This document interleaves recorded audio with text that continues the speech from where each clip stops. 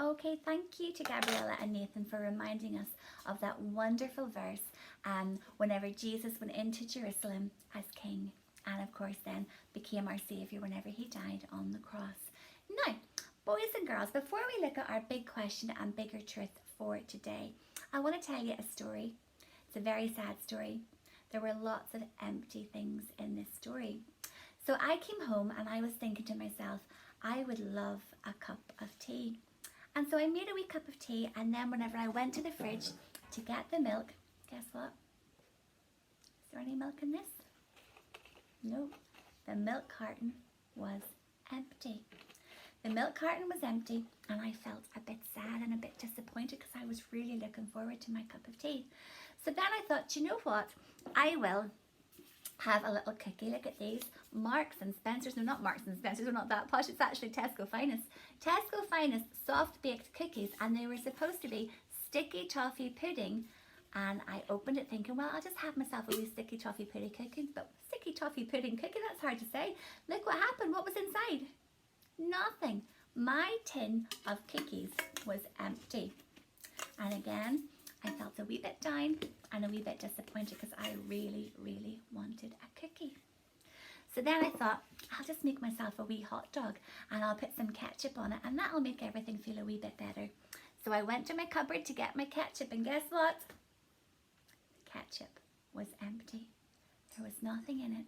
And I was feeling a bit frustrated by this point because I really wanted something and everything seemed to be empty.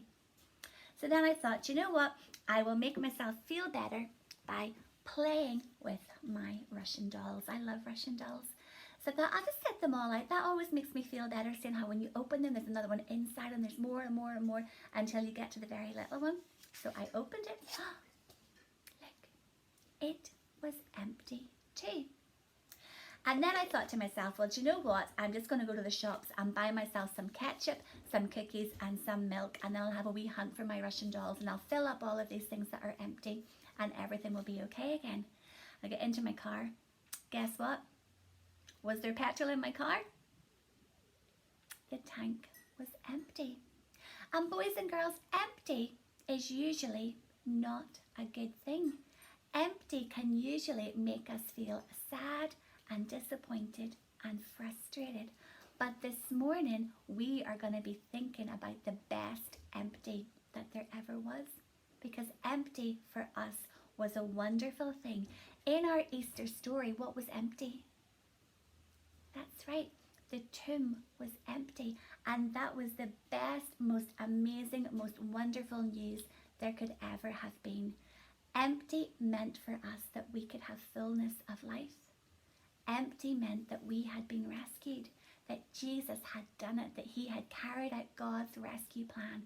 Empty on that Easter morning was the best news there ever could have been, and the best empty that ever was and that ever will be. So empty can sometimes leave us feeling disappointed and sad, but this empty, this amazing empty on Easter morning reminded us that Christ is risen, that death has been defeated, and that we have a King and a Saviour in Jesus. Now let's have a look at our big question this morning, because it's a really big question. The big question says, why did Jesus have to die? Why did he have to die? And the bigger truth, the most wonderful, glorious, big truth this morning, the biggest of truths, is that Jesus died willingly in our place to rescue us from the power and penalty of sin and bring us back to God. Let's read that again because it's so important.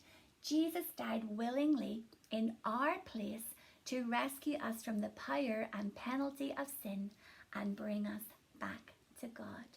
Isn't that wonderful? We have a wee clip coming up now that will explain some more about the Easter story, and we're also going to be thinking a lot more about this bigger truth afterwards. So enjoy your wee clip and we'll think some more after.